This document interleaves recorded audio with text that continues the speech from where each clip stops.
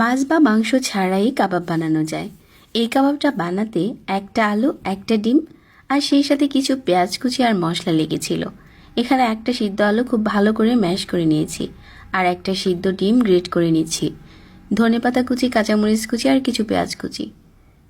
এখন দিয়ে দিচ্ছি কিছু পেঁয়াজ বেরেস্তা, 1 টেবিল চামচ চাট মশলা দিয়ে দিলাম, স্বাদ মতো লবণ আর অল্প একটু লাল মরিচের গুঁড়া।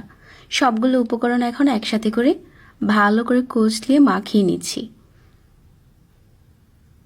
এখন এখান থেকে এরকম গোল গোল করে বানিয়ে নিচ্ছি। অনেকটা কাবাবের মতো শেপ দিয়ে দিলাম। সবগুলো বানানো হয়ে যাওয়ার পর এগুলো আমি একটু ডুবো তেলে ভেজে নিচ্ছি। চাইলে কিন্তু এগুলো শ্যালো ফ্রাইও করা যাবে। এখন গরম তেলের উপরে দিয়ে অপেক্ষা করছি। একটা পাশ যখন ভাজা হয়ে যাবে তারপর উল্টে দিয়েছি। আর এটা গরম গরম সালাদ কুচির সাথে পরিবেশন করা যায় একটুখানি সস নিয়ে। চাইলে আবার এটা পোলাওর সাথেও সাইড ডিশ হিসেবে খাওয়া যায়। চাইলে ঝটপট এরকম একটা কাবাব রেডি করতে পারবেন মাছ মাংস ছাড়াই।